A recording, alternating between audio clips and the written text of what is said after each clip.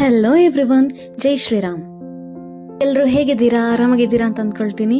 Welcome back to my YouTube channel. ಇವತ್ತು ಈ ಪಾಪು ಹಾಕಿರೋ ಡ್ರೆಸ್ಸನ್ನು ನಾನು ಯಾವ ಥರ ಸ್ಟಿಚ್ ಮಾಡಿದೆ ಅಂತ ತೋರಿಸ್ಕೊಡ್ತಿದ್ದೀನಿ.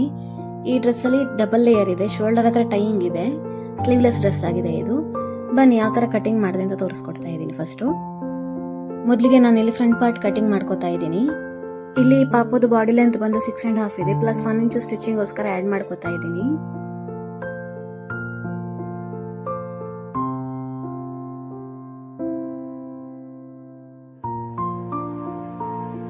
ಇಲ್ಲಿ ನೆಕ್ ಓಪನಿಂಗ್ ಬಂದು 1.5 ಇಂಚಸ್ ತಗೋತಾ ಇದ್ದೀನಿ, ಹಾಗೂ ಶೋಲ್ಡರ್ ಬಂದು 2 ಇಂಚಸ್ ತಗೋತಾ ಇದ್ದೀನಿ. ಆರ್ಮ್ ಹೋಲ್ ಡೌನಿಂಗ್ ಬಂದು 4.5 ತಗೋತಾ ಇದ್ದೀನಿ.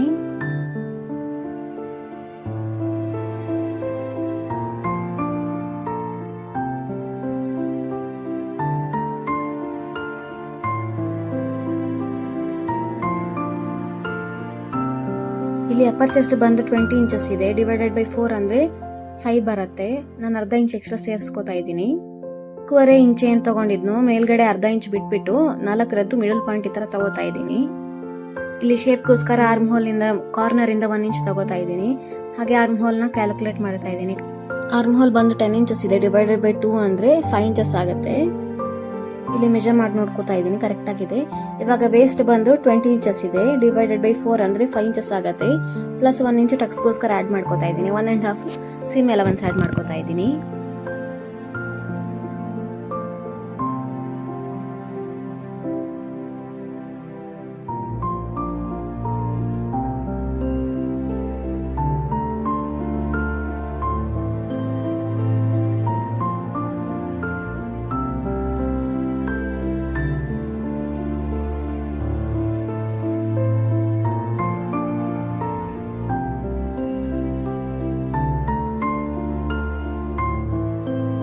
ಇಲ್ಲಿ ಟಕ್ಸ್ಗೋಸ್ಕರ ಏನ್ ಮಾರ್ಕ್ ಮಾಡ್ಕೊಂಡಿದ್ದು ಅದನ್ನ ಇವಾಗ ಮಾರ್ಕಿಂಗ್ ಮಾಡ್ಕೋತಾ ಇದ್ದೀನಿ. ವೇಸ್ಟ್ ನಂಗೆ 5 ಆನ್ಸರ್ ಬಂದಿದ್ದಲ್ಲ, ಅದನ್ನ ಮಿಡಲ್ ಪಾಯಿಂಟ್ ಈ ತರ ತಗೊಂಡು ಮೇಲ್ಗಡೆಗೆ 2 ಇಂಚಸ್ ಟಕ್ಸ್ಗೆ ಮಾರ್ಕ್ ಮಾಡ್ಕೋತಾ ಇದ್ದೀನಿ.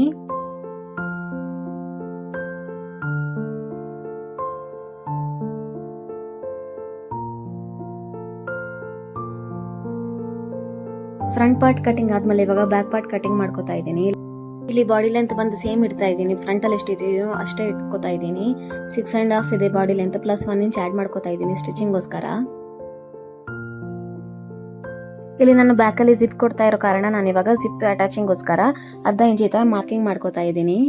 ಇವಾಗ ನಾನು ಉಳಿದಿರೋ ನೆಕ್ ಆಗ್ಲಿ, ಚೆಸ್ಟ್ ಆಗ್ಲಿ, ವೇಸ್ಟ್ ಆಗ್ಲಿ ಎಲ್ಲಾ ಮೆಜರ್ಮೆಂಟ್ ಅನ್ನು ಈ ವೇಸ್ಟ್ ಲೈನ್ ಇದು ಅರ್ಧ ಇಂಚ್ ಏನ್ ನಾನು ಲೈನ್ ಹಾಕೊಂಡಿದ್ನು ಅದನ್ನ ಬಿಟ್ಬಿಟ್ಟೆ ನಾನು ಮೆಜರ್ ಮಾಡ್ಕೋತಾ ಇದ್ದೀನಿ.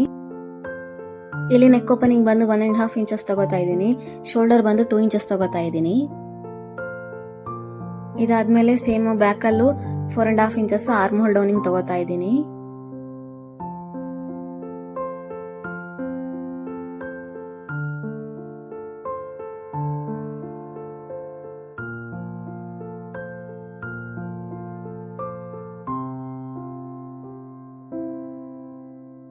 ಮೇಲ್ಗಡೆ ಅರ್ಧ ಇಂಚಸ್ ಬಿಟ್ಬಿಟ್ಟು ನಾನು ಇವಾಗ 4 ಇಂಚದು ಮಿಡಲ್ ಪಾಯಿಂಟ್ ತಗೋತಾ ಇದ್ದೀನಿ.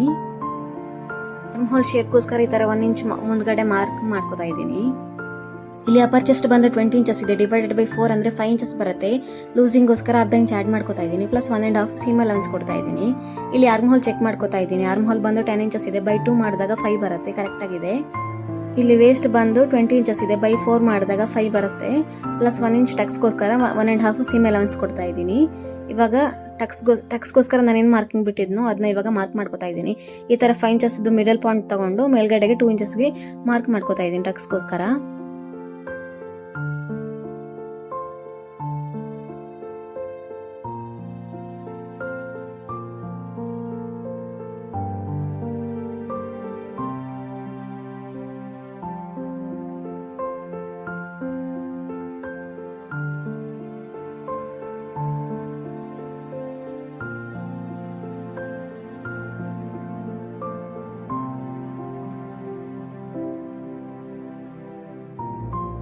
ಇವಾಗ ರೆಡಿ ಮಾಡಿ ಇಟ್ಕೊಂಡಿರೋ ಲೈನಿಂಗ್ ಅನ್ನ ಮೇನ್ ಫ್ಯಾಬ್ರಿಕ್ ಮೇಲೆ ಈ ತರ ಇಟ್ಕೊಂಡು ಕಟಿಂಗ್ ಮಾಡ್ಕೋತಾ ಇದ್ದೀನಿ.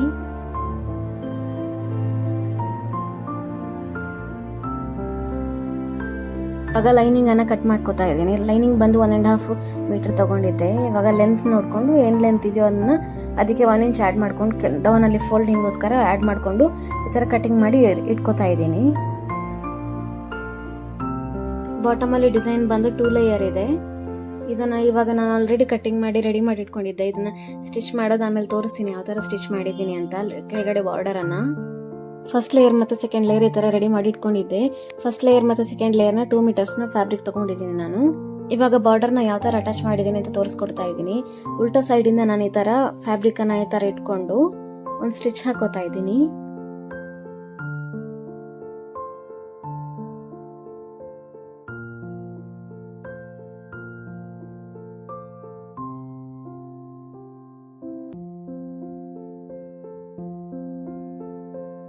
ಈ ತರ ಸ್ಟಿಚ್ ಹಾಕೊಂಡಿದ್ಮೇಲೆ ನೆಟ್ ಮೇಲೆ ಈ ತರ ಒಂದು ಕಿನಾರಿ ಸ್ಟಿಚ್ ಹಾಕೋತಾ ಇದ್ದೀನಿ. ನಾನು ಬಾರ್ಡರ್ ಮೇಲೆ ಹಾಕೋತಾ ಇಲ್ಲ, ನೆಟ್ ಮೇಲೆ ಹಾಕೋತಾ ಇದ್ದೀನಿ. ಕಿನಾರಿ ಸ್ಟಿಚ್ ಹಾಕಿದ್ಮೇಲೆ ನಾನು ಇವಾಗ ಇದನ್ನ ಮೇಲ್ಗಡೆ ರೈಟ್ ಸೈಡ್ಗೆ ತಂದು ಒಂದು ಚಿಕ್ಕದು ಫೋಲ್ಡ್ ಮಾಡ್ಕೊಂಡು ಇವಾಗ ಸ್ಟಿಚ್ ಹಾಕೋತಾ ಇದ್ದೀನಿ. ಮೇಲ್ಗಡೆಗೆ ಈ ತರ ಒಂದು ಫೋಲ್ಡ್ ಮಾಡ್ಕೊಂಡು ಸ್ಟಿಚ್ ಹಾಕೋತಾ ಇದ್ದೀನಿ.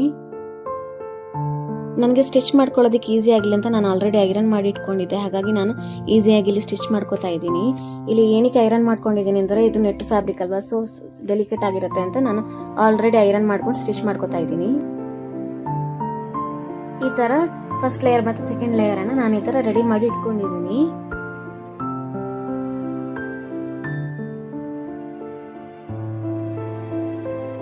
ನಾನು ಇವಾಗ ಫ್ರಂಟ್ ಪಾರ್ಟ್ ಅನ್ನ ಫಿನಿಶಿಂಗ್ ಮಾಡ್ಕೋತಾ ಇದ್ದೀನಿ. ನಾನಿಲ್ಲಿ ಲೈನಿಂಗ್ ಅನ್ನ ಡಬಲ್ ಲೈನಿಂಗ್ ಕಟಿಂಗ್ ಮಾಡ್ಕೊಂಡಿದ್ದೀನಿ ಫಿನಿಶಿಂಗ್ ಗೋಸ್ಕರ. ಇವಾಗ ಮೈನ್ ಫ್ಯಾಬ್ರಿಕ್ ಗೆ ಲೈನಿಂಗ್ ಅನ್ನ ಫಸ್ಟ್ ಲೈನಿಂಗ್ ಅನ್ನ ಈ ತರ ಅಟ್ಯಾಚ್ ಮಾಡಿ ಇಟ್ಕೊಂಡಿದ್ದೀನಿ. ಇದಾದ್ಮೇಲೆ ನಾನು ರಫ್ ಆಗಿ ಏನು ಲೈನಿಂಗ್ ಕಟಿಂಗ್ ಮಾಡಿ ಇಟ್ಕೊಂಡಿದ್ನು ಅದನ್ನ ಈ ತರ ಇಟ್ಕೊಂಡು ನೆಕ್ ಫಿನಿಶಿಂಗ್ ಮಾಡ್ಕೋತಾ ಇದ್ದೀನಿ.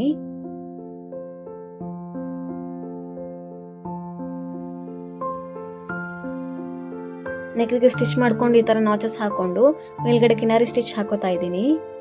ಇದಾದ್ಮೇಲೆ 2 ಆರ್ಮ್ ಹೋಲ್ಗೆ ಈ ತರ ಸ್ಟಿಚ್ ಹಾಕೋತಾ ಇದ್ದೀನಿ. ಹಾಗೆ ಎಕ್ಸ್ಟ್ರಾ ಫ್ಯಾಬ್ರಿಕ್ ಅನ್ನ ಕಟ್ ಮಾಡ್ಕೋತಾ ಇದ್ದೀನಿ. ಲೈನಿಂಗ್ ಅನ್ನ ಈ ತರ ಇಟ್ಬಿಟ್ಟು ಈ ತರ ಆರ್ಮ್ ಹೋಲ್ಗೂ ಮತ್ತೆ ನೆಕ್ಗೂ ಈ ತರ ಕಿನಾರಿ ಸ್ಟಿಚ್ ಹಾಕೊಂಡು ಉಲ್ಟಾ ಮಾಡ್ಕೋತಾ ಇದ್ದೀನಿ.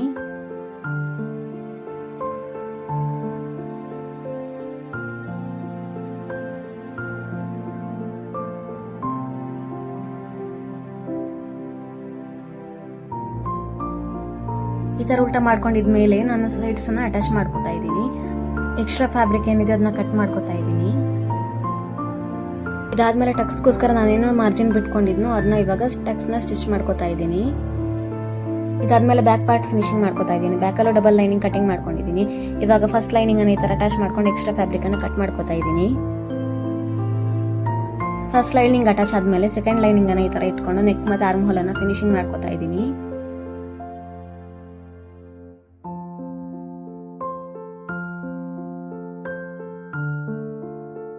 ಶೋಲ್ಡರ್ ಫಿನಿಶಿಂಗ್ ಗೋಸ್ಕರ ಈ ತರ ರೈಟ್ ಸೈಡ್ ಫ್ಯಾಬ್ರಿಕ್ ಮತ್ತೆ ರೈಟ್ ಸೈಡ್ ಫ್ಯಾಬ್ರಿಕ್ ಅನ್ನ ಈ ತರ ಇಟ್ಕೊಂಡು ಸ್ಟಿಚಿಂಗ್ ಮಾಡ್ಕೋತಾ ಇದ್ದೀನಿ.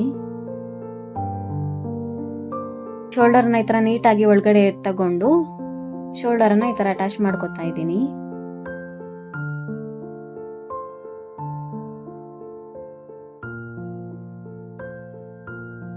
ಈ ತರ ಇನ್ನೊಂದ್ ಸೈಡ್ ಅಲ್ಲೂ ಶೋಲ್ಡರ್ ಅನ್ನ ಈ ತರ ಅಟ್ಯಾಚ್ ಮಾಡ್ಕೋತಾ ಇದ್ದೀನಿ.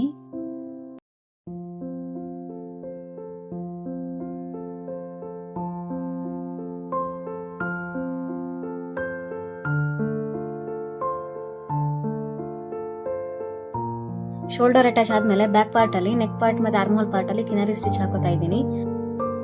ಹಾಗೆ ಸೈಡ್ಸ್ ಅನ್ನ ಫಿನಿಶಿಂಗ್ ಮಾಡ್ಕೊಂಡು ಎಕ್ಸ್ಟ್ರಾ ಫ್ಯಾಬ್ರಿಕ್ ಏನಿದೆಯೋ ಅದನ್ನ ಕಟ್ ಮಾಡ್ಕೋತಾ ಇದ್ದೀನಿ.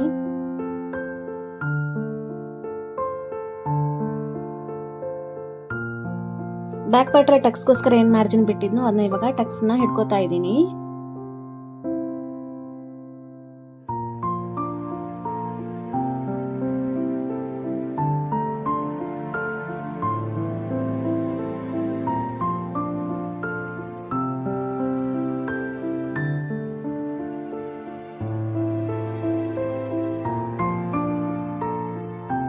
ಟೈಯಿಂಗ್ ಅಟ್ಯಾಚ್ ಆದ್ಮೇಲೆ ಸೈಡ್ಸ್ ನ ಫಿನಿಶಿಂಗ್ ಮಾಡ್ಕೋತಾ ಇದ್ದೀನಿ ಎರಡೂ ಸೈಡ್ ಅಲ್ಲಿ.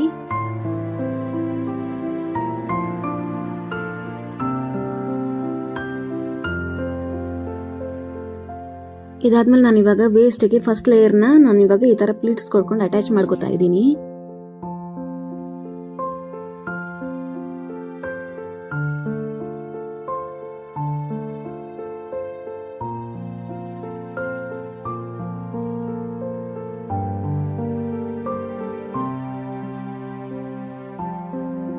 ನಾನಿಲ್ಲಿ ತುಂಬ ಚಿಕ್ಕದಾಗಿ ಪ್ಲೀಟ್ಸ್ ಕೊಡ್ತಾ ಇದ್ದೀನಿ ಹತ್ರನೇ, ಲೈಕ್ ಗ್ಯಾದರಿಂಗ್ ಮಾಡ್ತಾರಲ್ಲ ಅದೇ ಥರ. ಇದು ಗ್ಯಾದರಿಂಗ್ ಅಲ್ಲ, ಅದೇ ಥರ ಲುಕ್ ಕೊಡೋದಕ್ಕೆ ಹತ್ರನೇ ಅದೇ ಥರ ಪ್ಲೀಟ್ಸ್ ಕೊಡ್ತಾ ಇದ್ದೀನಿ.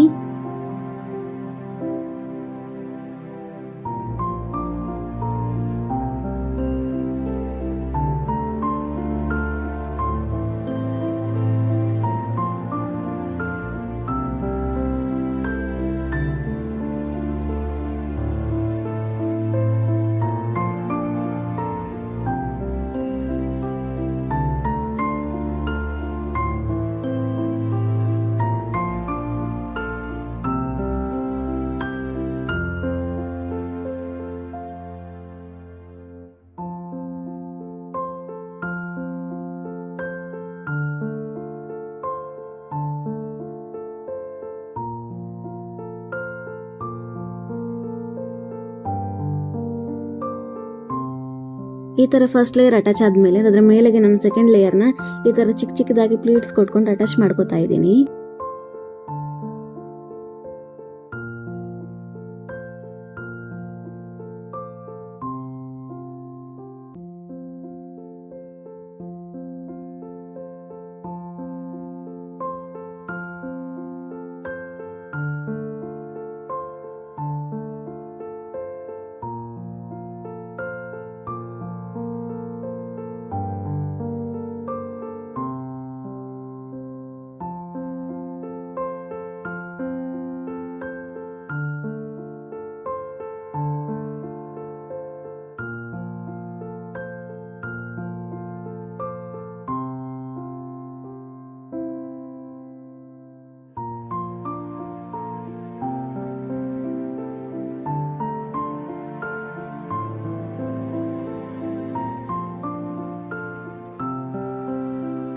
ಫಸ್ಟ್ ಲೇಯರ್ ಮತ್ತು ಸೆಕೆಂಡ್ ಲೇಯರ್ ಅಟ್ಯಾಚ್ ಆದಮೇಲೆ ಅದ್ರ ಮೇಲ್ಗಡೆ ನಾನು ಇವಾಗ ಲೈನಿಂಗ್ ಅನ್ನು ಇಟ್ಕೊಂಡು ಮತ್ತೆ ಅದನ್ನು ಪ್ಲೀಟ್ಸ್ ಕೊಡ್ತಾ ಇದ್ದೀನಿ.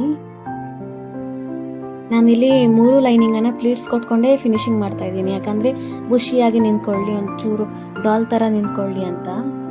ಈ ತರ ಜಾಸ್ತಿ ಪ್ಲೀಟ್ಸ್ ಕೊಟ್ಟಿಲ್ಲ ಅಂದ್ರೆ ಫ್ಲಾಟ್ ಆಗಿ ಬಿಡುತ್ತೆ, ಡಾಲ್ ತರ ಒಂಥರ ಬಾಲ್ಗೆ ಒಂಥರ ಲುಕ್ ಕೊಡಲ್ಲ. ಇಲ್ಲ ಅಂದ್ರೆ ಫ್ರಾಕ್ ನೋಡಿ ಅರ್ಧ ಫಿನಿಶಿಂಗ್ ಆದ್ಮೇಲೆ ಈ ತರ ಕಾಣಿಸ್ತಾ ಇದೆ. ಬ್ಯಾಕಲ್ಲಿ ಜಿಪ್ ಅಟ್ಯಾಚ್ ಆದ್ರೆ, ಸೈಡ್ಸ್ ಫಿನಿಶ್ ಆದ್ರೆ ನಮ್ ಫ್ರಾಕ್ ರೆಡಿ ಆಗತ್ತೆ.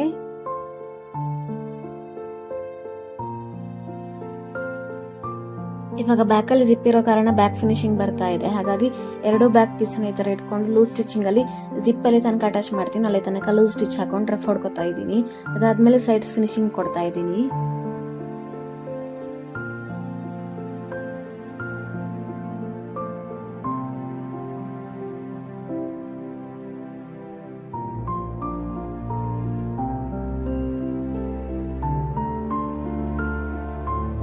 ಇಲ್ಲಿ ಸೈಡ್ ಫಿನಿಶಿಂಗ್ಗೆ ನಾನು 3 ಲೇಯರ್ ಅನ್ನ ಸಪರೇಟ್ ಆಗಿ ಫಿನಿಶಿಂಗ್ ಮಾಡ್ಕೋತಾ ಇದ್ದೀನಿ. ಫಸ್ಟ್ ಲೇಯರ್ ಸಪರೇಟ್ ಆಗಿ, ಸೆಕೆಂಡ್ ಲೇಯರ್ ಸಪರೇಟ್ ಆಗಿ, ಆಮೇಲೆ ಲೈನಿಂಗ್ ಅನ್ನು ಸಪರೇಟ್ ಆಗಿ ಫಿನಿಶಿಂಗ್ ಮಾಡ್ಕೋತಾ ಇದ್ದೀನಿ. ಅವಾಗಲೇ ಲುಕ್ ಚೆನ್ನಾಗಿ ಬರೋದು.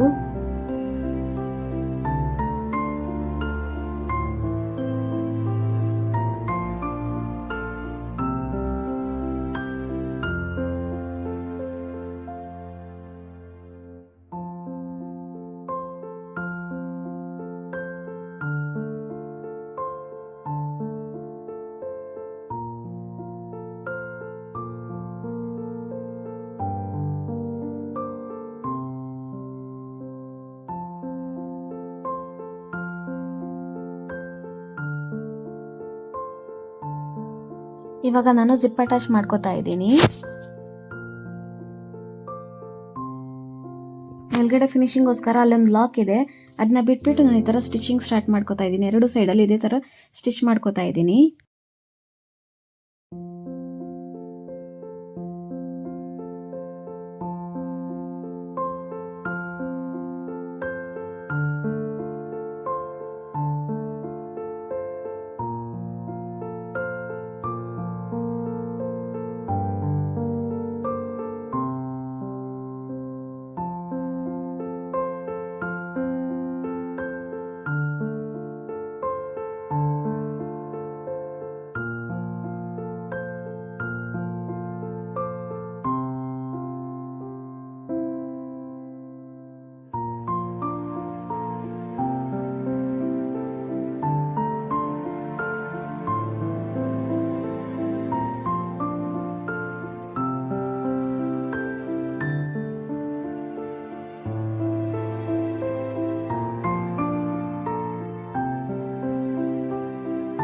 ಈ ಥರ ಒಂದು ಸ್ಟಿಚ್ ಹಾಕೊಂಡಿದ್ಮೇಲೆ ನಾನೇನು ಲೂಸ್ ಸ್ಟಿಚ್ ಹಾಕೊಂಡಿದ್ನೋ ಅದನ್ನ ರಿಮೂವ್ ಮಾಡ್ಕೊತಾ ಇದ್ದೀನಿ. ರಿಮೂವ್ ಮಾಡ್ಕೊಂಡು ಈ ಥರ ಓಪನ್ ಮಾಡಿಕೊಂಡು ನಾನು ಜಿಪ್ಪರ್ ಟೀತನ ಈ ಥರ ಓಪನ್ ಮಾಡಿಕೊಂಡು ಅದರ ಪಕ್ಕದಲ್ಲಿ ಸ್ಟಿಚ್ ಹಾಕೋತಾ ಇದ್ದೀನಿ.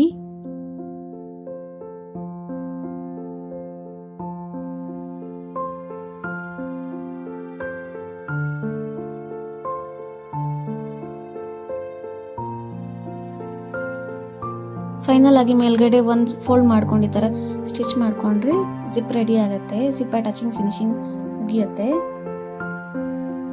ಮೇಲ್ಗಡೆ ಶೋಲ್ಡರಲ್ಲಿ ಟೈಯಿಂಗ್ ಡಿಸೈನ್ ಇದೆಯಲ್ಲ, ಹಾಗಾಗಿ ನಾನು ಈ ಥರ ರೆಡಿ ಮಾಡ್ಕೊತಾ ಇದ್ದೀನಿ. ಈ ಥರ ಒಂದು ಫೋಲ್ಡ್ ಮಾಡ್ಕೊಂಡು ಸ್ಟಿಚ್ ಮಾಡ್ಕೊತಾ ಇದ್ದೀನಿ. ಡೌನಲ್ಲಿ ಈ ಥರ ಡಬಲ್ ಫೋಲ್ಡ್ ಮಾಡ್ಕೊಂಡು ಸ್ಟಿಚ್ ಫಿನಿಶಿಂಗ್ ಕೊಡ್ತಾ ಇದ್ದೀನಿ. ಅಷ್ಟಿಗೆ ಈ ಥರ ಕಾರ್ನರನ್ನು ಡಬಲ್ ಫೋಲ್ಡ್ ಮಾಡ್ಕೊಂಡು ಈ ಥರ ಸ್ಟಿಚ್ ಮಾಡ್ಕೊತಾ ಇದ್ದೀನಿ.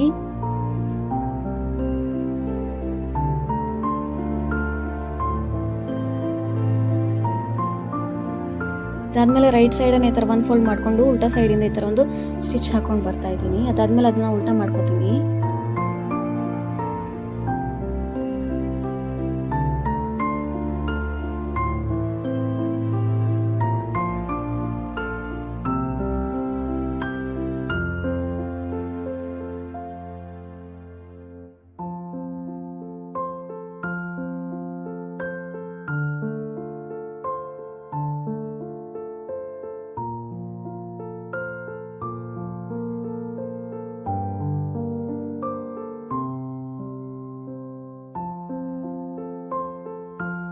ಈ ಥರ ರೆಡಿಯಾಗಿರೋ ಟೈಯಿಂಗನ್ನು ಶೋಲ್ಡರ್ಗೆ ಈ ಥರ ಟೈಯಿಂಗ್ ಮಾಡಿಕೊಂಡು ಬೋ ಥರ ಕ್ರಿಯೇಟ್ ಮಾಡಿಕೊಂಡ್ರೆ ಡ್ರೆಸ್ ರೆಡಿ ಆಗುತ್ತೆ. ಈ ಡ್ರೆಸ್ದು ಫೈನಲ್ ರಿಸಲ್ಟ್ಗೆ ಈ ವಿಡಿಯೋನ ಸ್ಕಿಪ್ ಮಾಡದೆ ಕೊನೆ ತನಕ ನೋಡಿ. ಈ ಡಿಸೈನ್ ನಿಮಗೆ ಇಷ್ಟ ಆದರೆ ಹೇಗಿದೆ ಅಂತ ಕಮೆಂಟ್ ಮೂಲಕ ತಿಳಿಸಿ. ನೆಕ್ಸ್ಟ್ ವಿಡಿಯೋದೊಂದಿಗೆ ನಿಮಗೆ ಸಿಗ್ತೀನಿ. Thank you. ರಾಮ್ ರಾಮ್.